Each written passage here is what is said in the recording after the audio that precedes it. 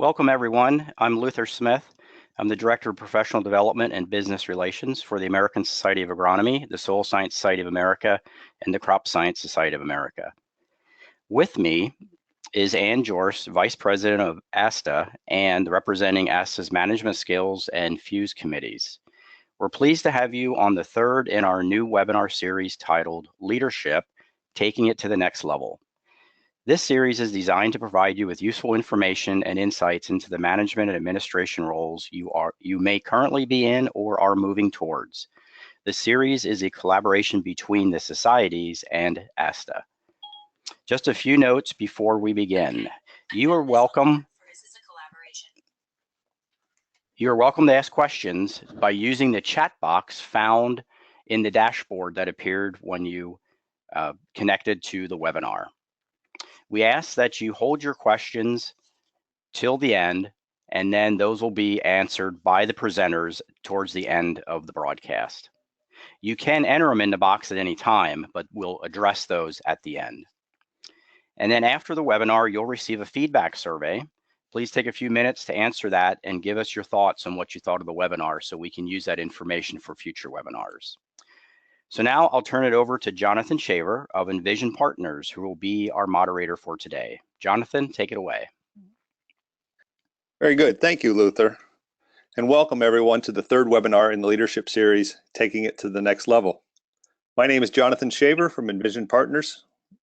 We're a leadership development company focused on advancing the careers and the impact of high potential leaders in the agricultural industry.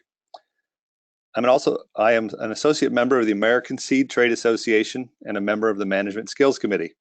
The American Seed Trade Association works on behalf of the seed industry to promote the research, development, and movement of quality seed to meet the world's demands for food, feed, fiber, and fuel. Today's webinar topic is managing conflict. Today we have two speakers from Bayer Crop Sciences. Debbie Tucker is a human resources business partner at Bayer Crop Science, bringing over 20 years of experience in human resources, leadership coaching, organizational development, and career navigation in corporate environments to our presentation today. Prior to joining Bayer, Debbie worked at Fortune 500 companies including Honeywell International, Colgate-Palmolive Company, and Reynolds Metals. Debbie received her bachelor's degree in mass communications from James Madison University and her MBA from Webster University. She is a certified senior human resources professional, a member of the Society for Human Resources Management. She serves the community through Sigma Delta Theta sorority and Dress for Success. Debbie is joined today by Brad May. Brad is the Director of Seed and Seed Technologies Account Management for Bayer Crop Science. 2 years after graduating from Illinois State University, Brad joined Bayer Crop Science. He's held many roles in sales and marketing in his 34 years with Bayer, including a global assignment in Germany. His work includes a U.S. product launch while serving as insecticide product manager, the global insecticide business strategy manager for neonicotinoids group, and the liaison for a joint venture for Bayer Crop Science. Based at the North American headquarters in Research Triangle Park, Brad's current responsibilities include leading seed trade account management teams. He is married and has 3 grown children and enjoys running, golf, and spending time with his 2 granddaughters. So this will be an interactive session today, including polls and discussion. There will also be plenty of time for comments and questions. So Brad, at this time, I'd like to turn it over to you. Great, Jonathan. Thanks. I appreciate it. And I'd like to thank ASTA and the Tri-Societies for having us on. It's a real honor to work with the group and to be part of this series, especially managing conflict. That's the part that everybody loves to talk about. I'm assuming that most of the people on the line are probably having conflict problems, or at least they have had one in the past, or they could be that overachiever type and are looking to prepare themselves to get ready for that conflict that may be coming. I hope to someday be that overachiever and manage it like that, but congratulations to those who are doing it. But before we get started, we got to get that first commercial out of the way, and that is a little bit on Bayer. And just to let you know, our purpose is the science for a better life. We've got over 50 years of experience, or 50 years of the company has been around. And we have two core competencies. That's really healthcare and crop science, or agriculture. And within those, we have our business areas, which is pharmaceuticals, consumer health, and then the crop science, crop protection, seeds and traits, and so forth. A lot of people, wonder where all we are. We do business in 79 countries, and we are really, we go with our purpose. If you ask anybody what we're good at and what we talk about mostly, and it's innovation. We're very strong in the innovation piece. That's what we look for, and that's what we do. And so that's a little bit of Bayer, and I think that's all I'm going to speak on it today, except that I do like to kind of give a plug for Bayer, because Bayer is a lot like a family. And since families all have conflict, I think this is something that we need to talk about, because handling conflict in family is as important as handling it in business. So the agenda today is going to be quite succinct. It's going to be pretty simple. We're going to define it. We're going to talk about the beliefs at work. We got teams in conflict. We got conflict resolution style, and how to work and how to resolve the workplace in the conflict. And then, of course, we got some resources. And throughout this, it's going to be a little bit interactive. Debbie's going to be very instrumental in helping us go through some of the polls and some of these things to help you kind of work through it with us and help us kind of define that. So, Debbie? All right. Thank you, Brad. So let's start off talking about how we define conflict. It's basically a condition in which a person experiences a clash of opposing wishes or needs from someone else. And one of the things that Brad and I will be talking about today is around what I call normal conflict. Now, we will not be addressing what I call from a human resources perspective as those off-limits behaviors. People who are bullying or in a rage or those kinds of things that I've had to deal with, that's in another, I call it bank of things that are more around policies and behaviors. But we really want to address conflict as it relates to how you can focus on it in the workplace and really use it to your advantage, whether you're an employee or a leader in the organization, or just want to learn more about how to bring out the goodness that conflict can actually bring out. So there are various sources of workplace conflict. It can come in all forms, from work styles. It can be personality clashes, resentment. Sometimes stress and change can even bring on conflict. Certainly as HR and human resources, I have mediated a lot of conflict. And it has ranged from the small things such as this person took my seat or my parking space to I don't like my coworker's cologne or perfume. You tell them, HR, to stop wearing it. Or it can be the larger things such as that manager's attitude or approach or another employee's work style. So there's a range of different types of conflict, and Brad and I are going to share with you how to work through some of those areas. Yeah, so if I can add, Debbie, like the poorly defined roles. One of the examples I was giving Debbie as a poorly defined role, which, personally reflects on me because I poorly defined it. I actually at one time was hiring a person from international. It was going to be a transferee, and I told them that they would be handling the soybean products. And as they came over, they got to the soybean products, and it was a team of people that we were working with in the seed treatment group at the time. And his belief was he was going to have all the seed treatment products. But you've got to recognize we have a large amount of seed treatment products in soybeans. And I was really meant that I was just giving them a certain degree of soybeans, the major ones and so forth, that were going to be within the portfolio. And so the teammates that were working on some of these were obviously concerned and going, well, you're taking my products away. This is what I do. And obviously conflict concern. They came to me. They were talking to me, said that's not the way it should work. It was a quite unique experience as they started jumping on me about that.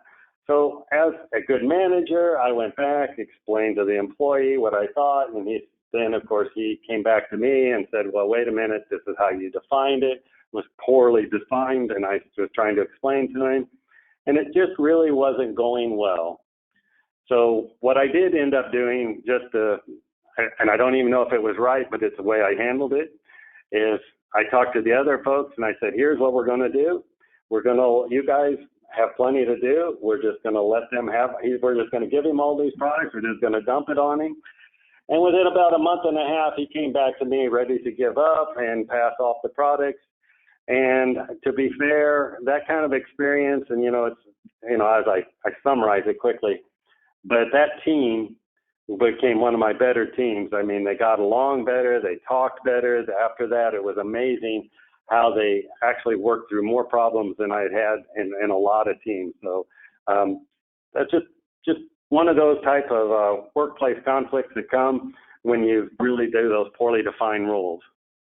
Yeah, and Brad, that's a great example of how to handle a real life conflict and make it a real win-win for the team. A win for the person who wanted to learn more, and also for that team who also wanted to share in that. And I think that's one of the important things, is sometimes we come to work and say, well, we're not supposed to have this kind of conflict. Ignore it. It will disappear. Don't disagree with your manager. And like Brad said, and what he did in that example is, it's a part of life. It's funny that we all at home have no problem having conflict. I've never heard anybody say, I've been married for 20 years and I've never had a conflict with my spouse. And I've never heard a 15-year-old say, oh, I always agree with my parents. But then we put a different hat on when we come to work and all of a sudden say, well, we can't handle this, or we shouldn't say anything about it. And just like the example you heard, it's even more important to have those kinds of debates and disagreements in the right way at work to make your team a stronger team. One of the things I do want to share with you when we talk about conflicts and teams is there's a book called The 5 Dysfunctions of a Team. Many of you have probably heard of it. If you haven't read it, I would strongly recommend that you do so.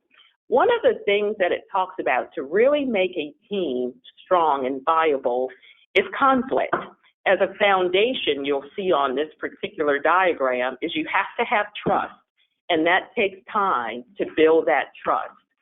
But after you get that trust in a team and they've worked together for some time, the next ladder is conflict. You have to demand it as a leader, allow it, and make sure that you're coming to resolutions that are really going to make your team a stronger team.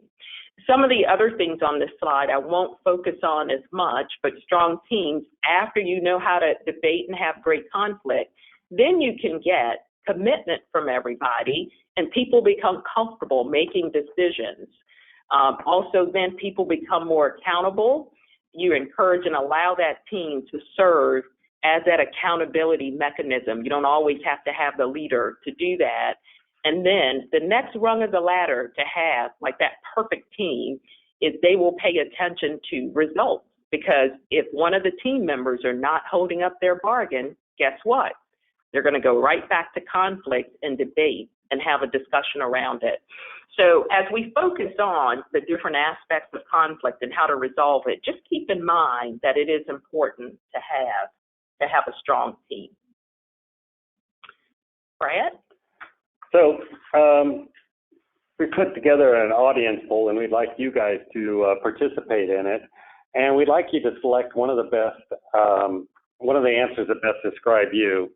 And that would be like A, you address it and make sure your concerns are met.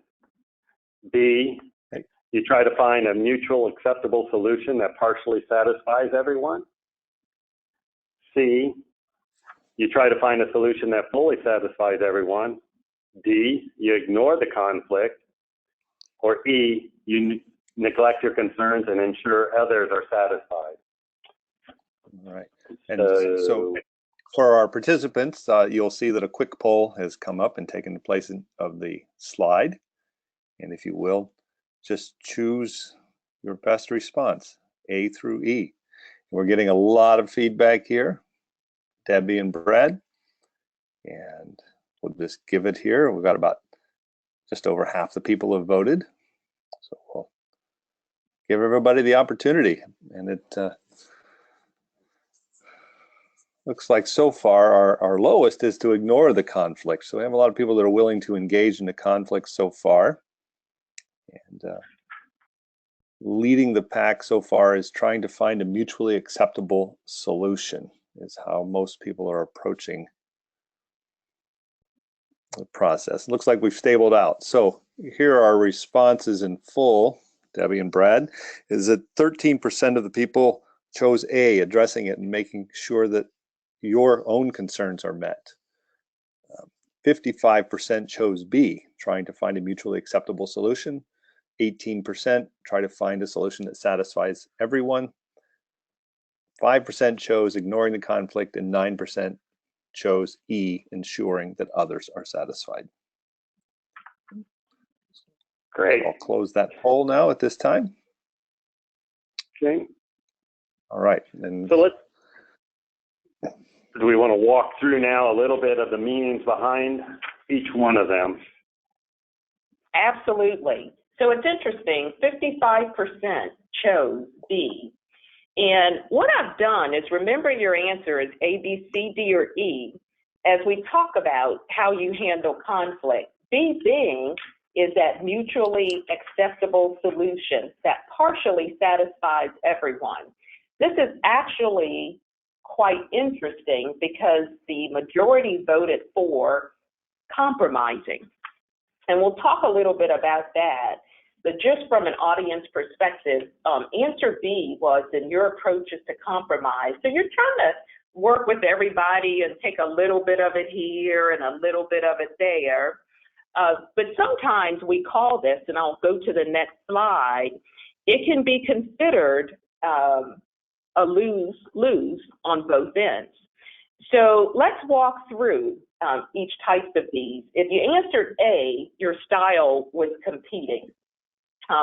There are times when you want to compete in conflict, and that's usually when someone who's in power will come in or who is really great at arguing or debating, and they always have to win, and they will come in and say, here's what we're going to do. I'm going to defend my position to the absolute end, no matter what. And so the goal of that person is to actually win. So we call it sometimes competing can be, I win, you lose. And there are times when that is appropriate in the workplace, but certainly another option. Collaborating is the next style. If you chose C in your answer, C is collaborating. And really that's about I win and you win. And what happens with collaboration is you are working together to find a common solution that really satisfies everyone. And it takes work. You're going to actually, dig into options. You're going to ask questions. You're going to explore how you can actually learn from each other to resolve the conflict. So that is collaborating. The next style or approach to handling conflict is compromising, which we talked about, which is B. And compromising sometimes can be thought of, surprisingly, when you compromise, I lose and you lose. And the reason is because both parties are giving up something.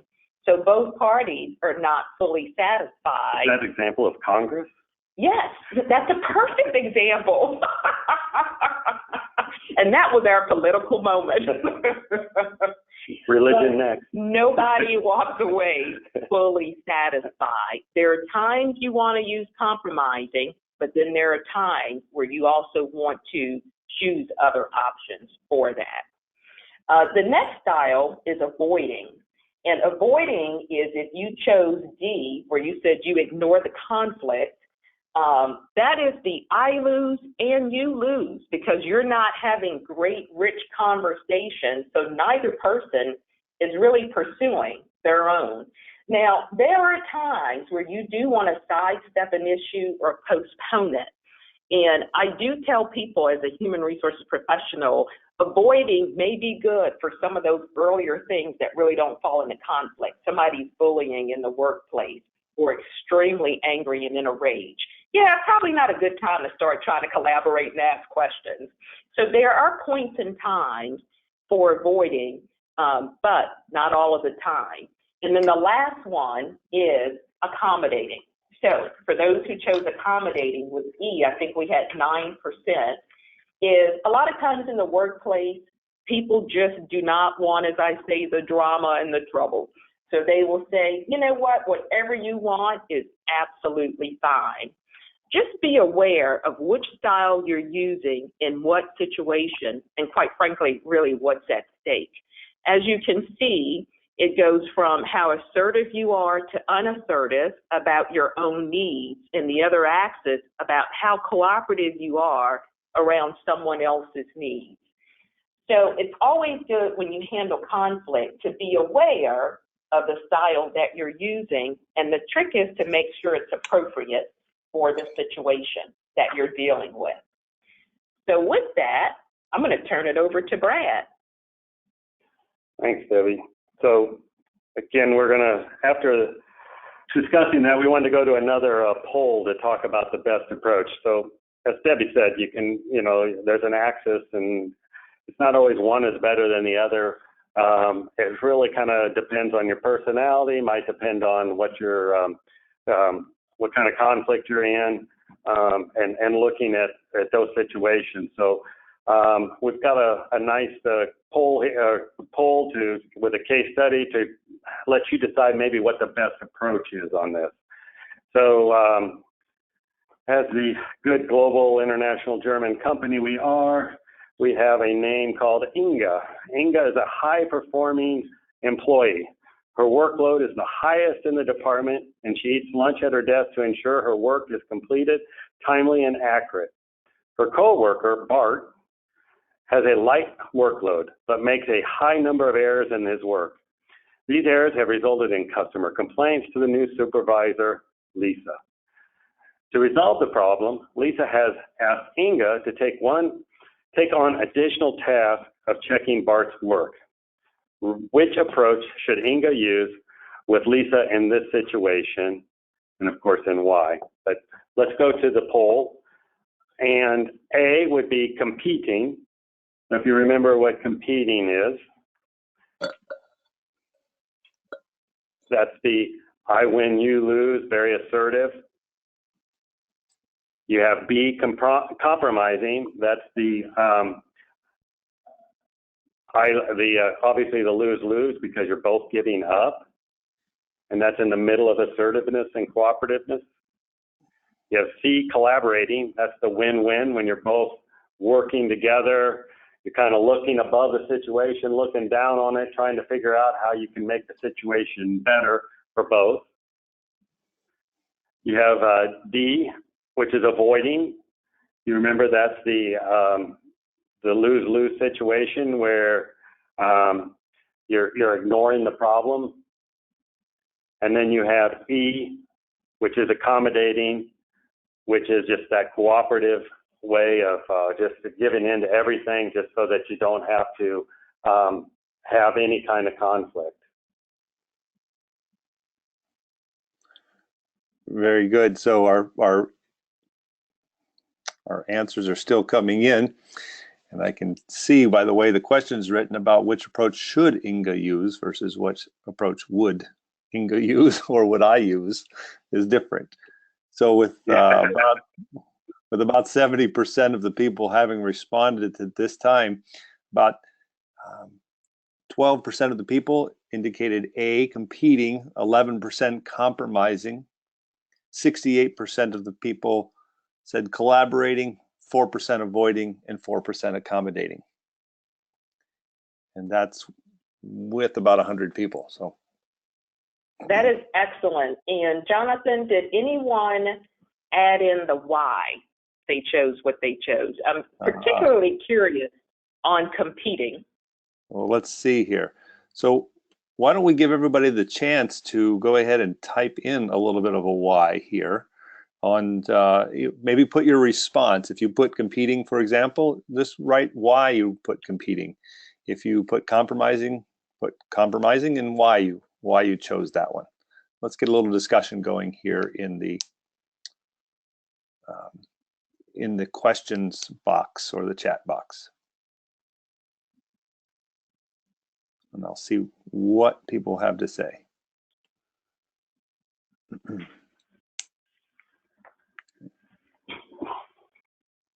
Okay. So here somebody wrote competing. Inga is already overworked. Okay. We have collaborating. You told us this was the best after our prior poll. All right. Inga is collaborating. Inga isn't the supervisor, so it's not operating from power. She's not operating from power, but she has efficiency and skills. She can problem solve. Compromising. Shouldn't take on without getting something in return. Okay. Competing because of the light load and the overwork and the overwork in Inga's value. Collaborating, best interest of the business. Collaborating because Inga probably has good ideas to share to pull up Bart's performance. Here's an accommodating in here. Accommodating because it allows Inga the opportunity to feel like she's in control when adding another task.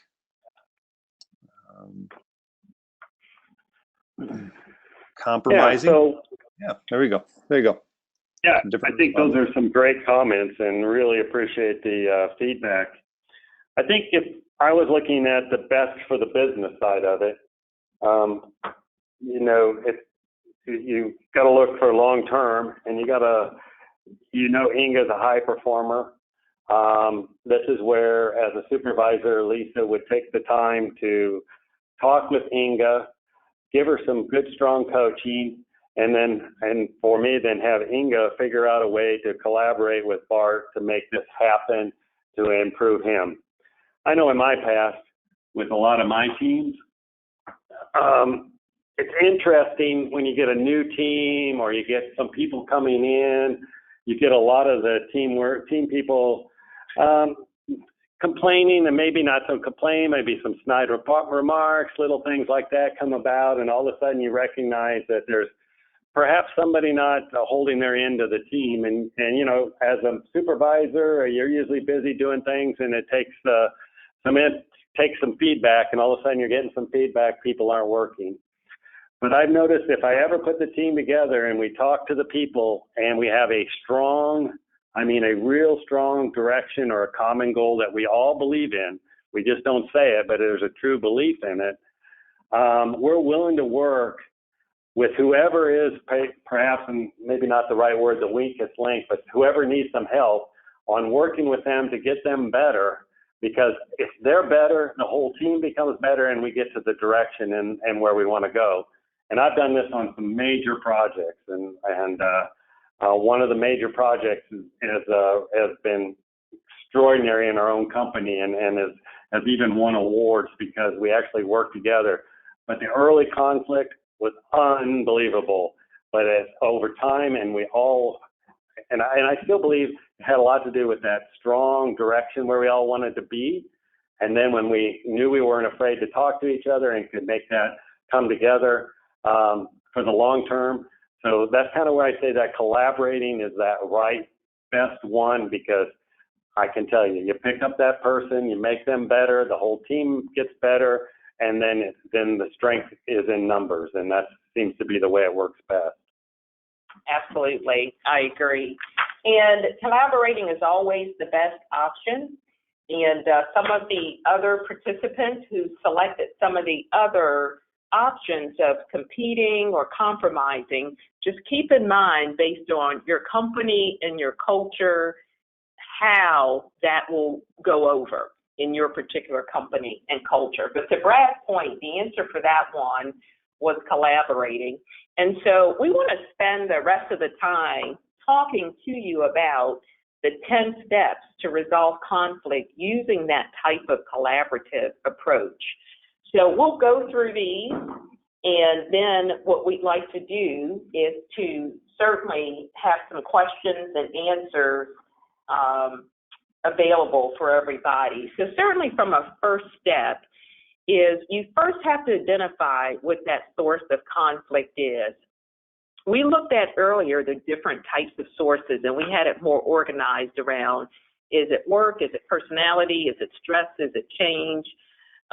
Look to see if it's an organizational issue that you need to fix, or if this is a personal issue so that you're solving for the right problem. In the example that we just looked at with Inga, and that was a quick example, but if we wanted to resolve that using the collaborative approach, first we have to figure out, why is Bart so far behind, and why is he making errors? Back to Brad's point of having that discussion. Is it that he's lazy, or is it more of the systems are complicated? You have to go through 5 screens to actually get your work done. Try to start digging deeper into why the actual issue is occurring. Once you do that, clarify the areas of disagreement and the areas of agreement. So the areas of disagreement may be, hey, we disagree on, Inga having to take over that job, but here's where we do agree. We need this, this, and this. So try to clarify areas of agreement and disagreement. To me, this is a very important one from human resources perspective. As I've worked with others to resolve conflict, I cannot tell you the amount of times I've had both parties in my office, and they're both saying the same thing. They're saying it different ways. They're debating, and I'm like, you both are agreeing with each other in case you didn't realize it. So very important up front, especially if you are going to try to help resolve the conflict for someone else, is to make sure you've got that down pat. The next thing is to ask questions. You definitely want to listen, give all parties time to share their story before trying to resolve it. A lot of times it's what's not being met on both sides. People need different things, and so it's a good approach to always ask as many questions when you're trying to resolve conflict with a team or with 2 parties. Sometimes I know when I get into big groups, I always think I kind of put things into 3s. I tend to do that. I don't know why. I probably read a book about it one day and decided that's the way everything should be. But you get into a room and you got a lot of people in that room, and I always think there's the PC person or the PC guy. Sorry, I'm Midwest. I mean women and man. But it's that PC person. He'll always say, I don't really, I'm okay with whichever way you want to go, but here's my concerns. And he names those concerns, or she names those concerns. But if you really look behind the story, usually when I look behind the story, what they're doing is they're sitting there going, well, so whatever happens, if the event goes really well, I'm going to look good. And if the event goes really bad, I've already made my concerns known. So they've really caused some problems in people trying to get to where they need to go. Then you got that second person, and they're the quiet one, right? They won't say a word. They won't do anything.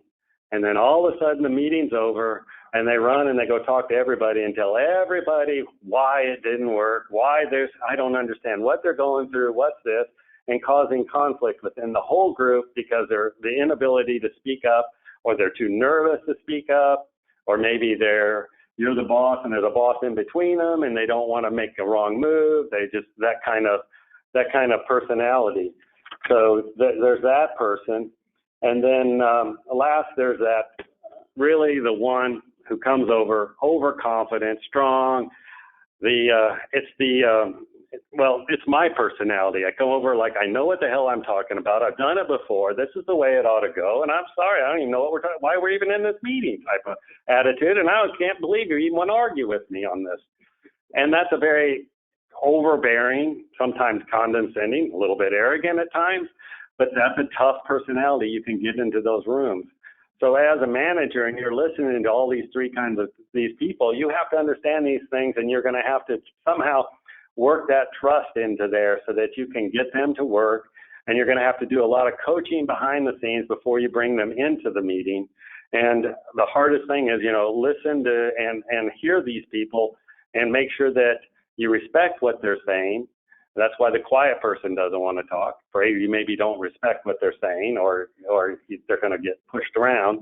And so you got to really manage those situations within that to help that conflict. And again, make sure find out what that problem really is as you see it. So you're going to hear it from the quiet person when they go around. You're going to actually know what the one person wants. He's going to be extremely confident.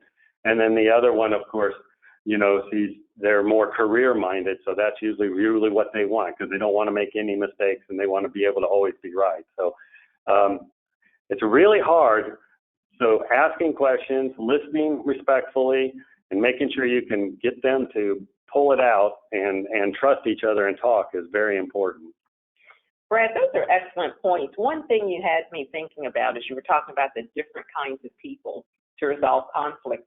I'll ask you this question, and then the audience can give their opinion at the end.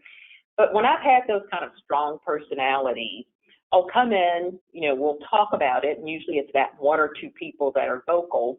And then I do a session where I always have index cards, and this is the introverted part of resolving conflict, is I have every person, I give them an index card and ask everyone to write down what they think the problem is. And then later on, I give them an index card for solutions, and I actually put those up. How would that work for that strong, dominating personality? It's worked for me before, but just your perspective. It works to a degree, and I say that respectfully. See how I did that? Very nice. You're learning. But the problem you have is there is something to passion, but then there's something to arrogance. So if they're coming across passionately about the situation, you want to understand that passion. What I find is those are very important things to do with the cards, and I like to do those. And as I do that, I make sure that we're actually looking at the goal that we're trying to get to. And then I step down and I make sure I call everybody out. And I know they don't like to be called out, but if you're going to be in a meeting and you're going to have an opinion, I believe you need to speak up and say some things.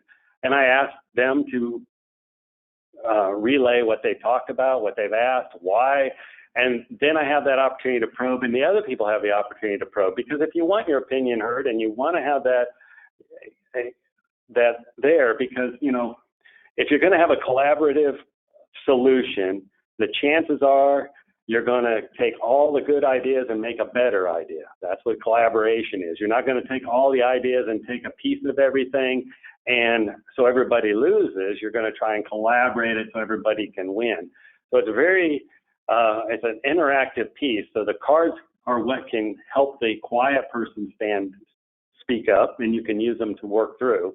But again, I think as long as you can always point back to the goal or the objective of what you're trying to do, you can get those people lined into the goal and not at each other. So there's more trust.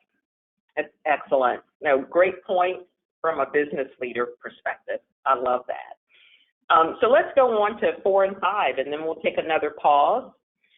So on number 4, look beyond the incident. A lot of times it's not the situation that people are having a conflict from, but it's that person's perspective or that source of the conflict. And then Brad just talked about this in the example, establish a common goal. Like you said, all of the ideas in that room should go back to what that goal is. And so when you have people in disagreement, try to establish that common goal up front, that we all want a process that works. That's very simplistic. But if you're having a work conflict over a specific issue, it's good going back to your example, Brad, to identify what that goal is and a common one so that everybody starts, they stop with my opinion and my position and move towards, we can all work towards this goal. All right. So, example for me on that is project management. If I'm a project manager, which probably quite a few here, so you're leading the group, but you don't manage any of them, so you don't have the ultimate power, but you're trying to get them all in that proper direction and that goal. And I run into that frequently. I manage an equipment group up in Minnesota as well, so I hope you guys are all listening. I'm changing the names to protect the innocent. But up there, we've got a project up there that we've been working on, and it's been a very controversial project. We've got engineers who disagree. We've got contractors who disagree. We've got the business who disagree, and trying to get them all in the same room and work through it with a project manager. And it ends up that the project manager actually has opinions, and he really shouldn't have an opinion. But the difficult for him is these are all experts in their field, and they all are somewhat correct in what they're trying to say. So I know as I've moved the project along as a sponsor, trying to get them into the room and get them to talk and trust each other has been a real work of art. It has been, as I call it, my Australian walkabouts. I've had to go to each one of them, do some coaching, do some talking, do some discussing. After that, get everybody back into the room and do similar exercises you mentioned with where our goal is, what we need, where's our timeline, backing into things, and then getting everybody to speak up in front of each other and talk through it. We've moved the project forward, and so it's going, I still only rate it fair. We still have work to do. I think we still have some trust issues we still have to go, and again, conflict is fine, but if you don't have trust, conflict resolve is very difficult. So these are the things that we still have to continue to work on. That's great. And I'm sure your Minnesota team will be emailing you after this meeting. I'm sure they will, because they emailed me before and said, I can't believe you're doing something on conflict. We thought you produced conflict, not manage it. That's great. Let's look at the last 5 steps to that, and then we'll open it up for questions. So great examples. Number 6, start to discuss ways to meet the common goal. Brad shared that in the example, and you want to balance what works for the employee and the organization. So this is the one I tag. It's not just all about you. So we need to look at what's going to be best for the organization. After that, generate solutions, brainstorm ideas. Back to Brad's point of getting everybody involved and accountable up front and talking to have that exchange.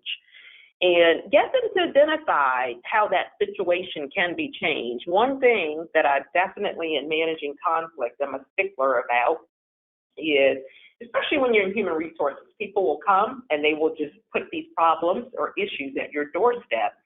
And I always turn it around and say, thanks for sharing that with me. So what are you planning to do about it? And the looks of surprise that I've gotten, because they said, well, I thought you had the solution for it.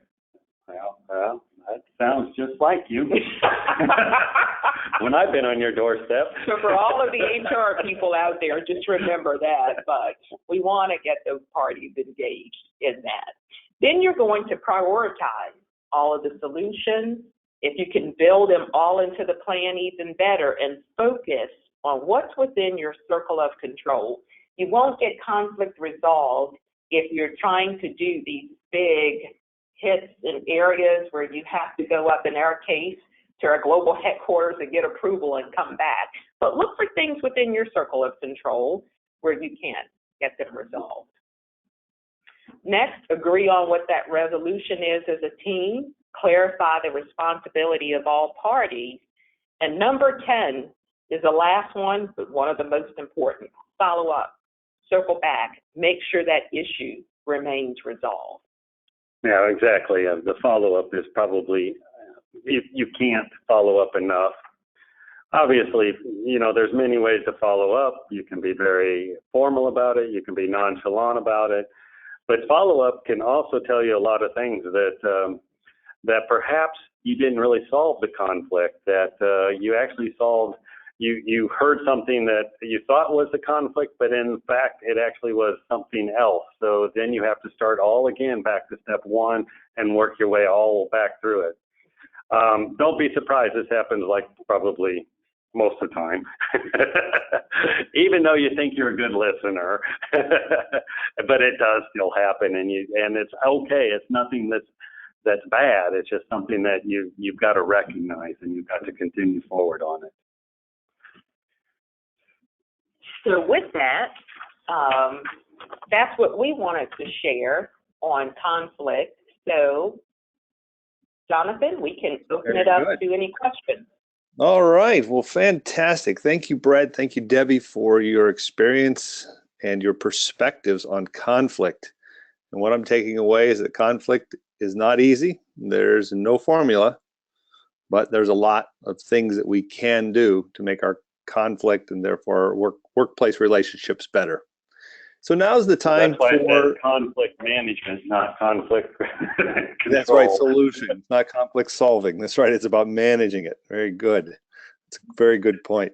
So now we have time for the participants to ask questions, and we've been getting questions in throughout the presentation here, so I've already got a list. And so participants, as you have questions, please use the question box at the bottom of your control panel and make them visible to everyone. And I'll pick the questions that I see that tend to be most common. Okay, so I'm opening that up, and here they come. So the first one that came in was that it seems that the type or the approach to conflict depends upon the situation. So how do you choose the correct, and that's in quotes, conflict approach for a given situation? Yeah, so for myself, I look at it and, like I said, the business approach, if it's long-term, definitely I'm always looking at collaborative. If it's a conflict, maybe just something that's come up, it's a snide or something like that you're looking at, and you may just listen to them and kind of not do anything. It's sort of like the family experience that I always think about is, I as you know, 34 years of experience, so I have some years with me. And when I grew up with 5 kids, my parents basically didn't touch us unless we were drawing blood, and so there was, they just basically let it go and see if we could resolve it ourselves. That's kind of that avoiding one, right? You just can you avoid it yourself? And in that case, and then obviously there are just certain types of personality. If it's not going to cause any issues and you're in your workload or what you're trying to do, and it can help the common goal, sometimes just being accommodating and being nice is okay. There's nothing wrong with it. And so you kind of pick that one. Competing is obviously, when I'm trying to choose competing, I'm not one that likes the competing. It's one I do, but I don't do it purposely. I don't know about that. Well, I mean, you know what I mean? I'm a competitive person. I get that. So I can be where I do these things. But in the end, I really hope that I step back and take a look at these things and make sure that the direction that I've given is correct if I'm the manager. If I'm being managed, I hope that the direction I'm giving my manager is in the right part of it, and I'll do everything within it. So competing to me is based on that person's passion to the subject at hand. If that person has such a passion and such believable and has done all their homework, yeah, I can see competing working. And I would add to that, I look at it, to Brad's point, based on that situation that you're in and kind of that best fit. So, for example, there are times, to your point, where you want to compete. I look at competing to be used, and that's the one where it's like, hey, I win at all costs, you're going to lose in this.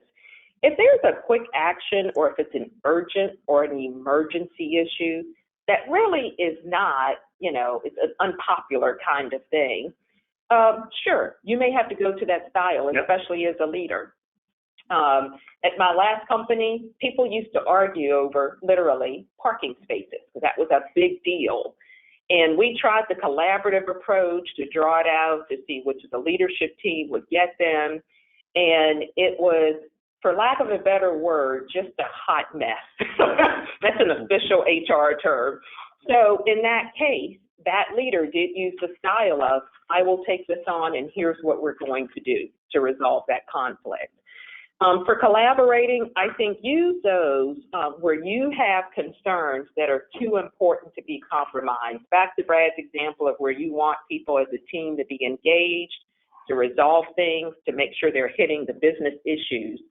That's when collaborating is important, because those concerns are just too important and you don't want to compromise. It's going to hit your long-term business issues. For compromising, it's when you're really committed to mutually exclusive outcomes. I used to see compromising a lot when I used to do and negotiate union contracts. We never collaborated. It was always compromising. One side gives up something, this side gives up something, and then you get the beautiful book. But no one ever walks away from that table satisfied. That's true. Absolutely. Avoiding, I would say, insignificant issues that really don't have a risk of building and growing resentment or confrontation.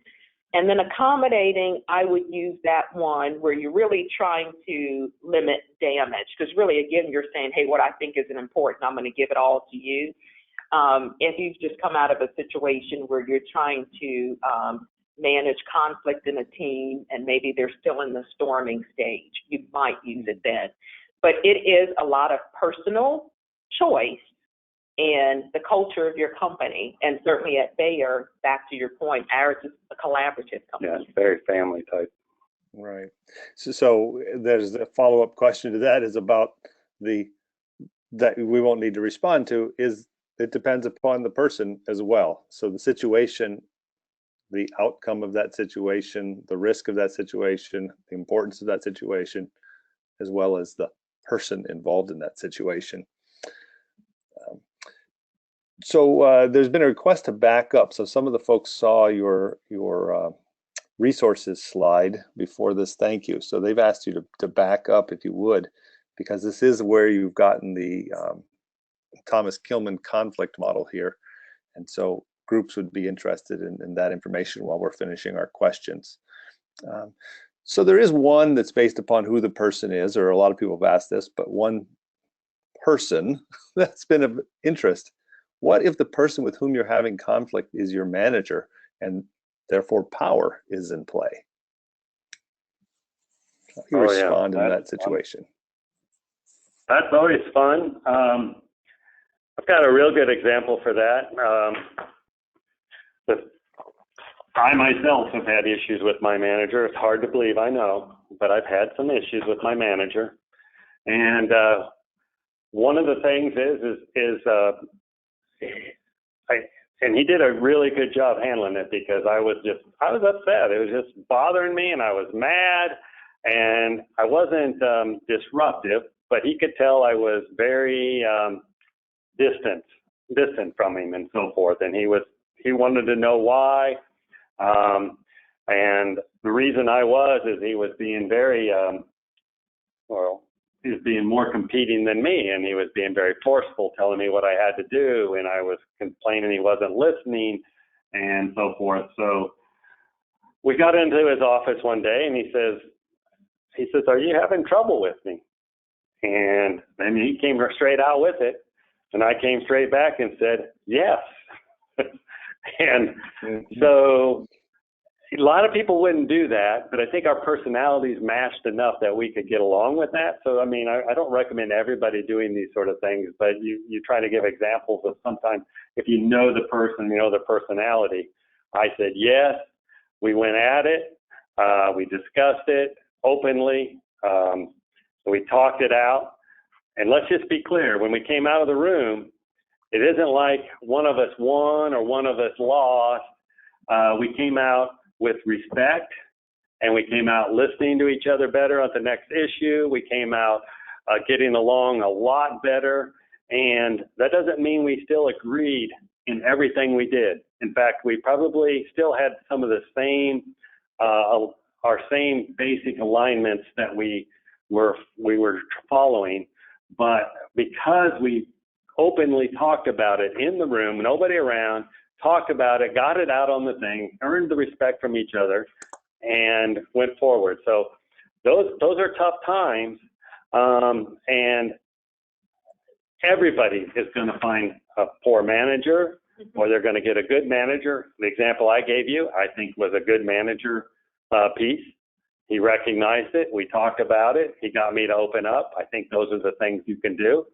And then if he's not a good manager, obviously you've got to take to finding somebody who understands how to coach upward. And I would suggest you find a good mentor, a good HR person like Debbie. Talk to them about how to coach up, how to talk to them, how to get them open, how to respect your opinions, and don't sulk, don't throw barbs, be respectful, do all the right things, rise above the issue. It'll always be to your benefit if you do that. Brad, I would absolutely agree. A lot of the conflicts that I have been asked to help resolve and facilitate as human resources has really been with, a leader, and usually it's that employee coming to me saying, my leader's creating conflict, here's some examples, and I don't know how to handle it. Because that is a very delicate situation. Exactly what you said. I recommend for that, I recommend the collaborative style and get someone else engaged in that discussion with the leader. Mm-hmm. And it's absolutely fine. I've told employees so that the leader isn't blindsided. HR is calling them up, right? But to say, hey, go back to your leader and just, in a very collaborative way, let them know that, I have felt we've had some disagreements that we've been unable to resolve. I really want to work with you. I can learn from you, and I think you can learn from me as well. And I would like to get this resolved in a healthy manner. Will you go with HR to me, to HR with me, and let's try to get this worked out and resolved so we both come out of it win-win. Usually you won't have a manager that says, no, go away. But give them that heads up and then get a third party involved. If HR is too intimidating in some organizations, I know that's true, then get another leader that's impartial, to help with that, to hear both sides and try to bring it to resolution. The one thing not to do is not do anything. You've got to step up and you've got to take proactive approach because your life will be miserable. Mm-hmm. So you either got a choice to fix it or you're going to have a miserable career or you're going to go ahead and leave the company. And that's probably not what you want to do. Yeah. I really hear that it takes courage to do that. Oh, that's right. Yeah, no matter just because what you don't approaches. Yeah. Yeah. One of the things is, nobody likes conflict and it's very hard to get the courage up and do it, but you've got to go ahead and push towards it and get to it. Avoiding it is it usually doesn't result. The results are usually not very good, but just because you don't like it doesn't mean you can't use it to your benefit. Mm-hmm. That's right. Very good. So we're coming up here. We have just a couple of minutes. Well, we're down to 1 minute left here. So I think one of the questions that comes up here is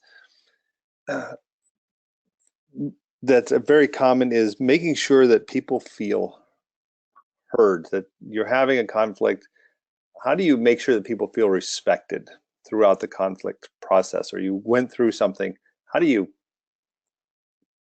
learn from a conflict situation and make the next one better? So we can try to answer that one in a short little answer. I think that was a pretty common question. So as a manager, to make them feel respected is well, just anybody you're having a conflict with, to make sure that that other person with whom you're having a conflict feels respected. It's real easy. First, you listen. You have to listen. You don't have to solve the problem. You got to listen to them and you got to understand the problem. That shows strong respect. If it's against you, don't get defensive on what you did. Respect what they're saying and try not to be defensive. If you get defensive, then you're basically disrespecting them, and you need to not do that. I think those are probably the two quick answers I can do in a short. Okay. Yeah, and I would agree. Everyone, we all feel respected based on different behaviors. So sometimes it's difficult, right? Some people, if you hear them out, that shares respect. Some people, if you don't share your opinion, that's disrespect. So it's going to depend on that person. It's a hard call, but I would agree with Brad, is listen, manage your own behaviors during conflict. Don't rise to that level, especially if you've got a coworker or leader that's being, aggressive and not as respectful to you. Is take a different path so that you can get it resolved. Very good. Thank you very, very much both for your comments. Thank you, Brad. Thank you, Debbie. And thank you for the participants for your questions. We had a lot of them that didn't get answered here today. And I'm going to ask our technology folks to hang on to our webinar so we have a chance to respond to those. So thanks for your active participation throughout the last hour. And I want to let you know that our next webinar in the ASTA Tri-Societies Leadership Series, Taking It to the Next Level, is delegation. And this webinar will be led by Oswaldo Lopez from Rice Tech. This webinar will be held 1 month from today on April 19th at 2 o'clock Central Standard Time. Oswaldo will be discussing one of the most difficult, but one of the most useful skills for the new and experienced leaders. So until then, I want to thank you all for participating today, and we'll talk again next month.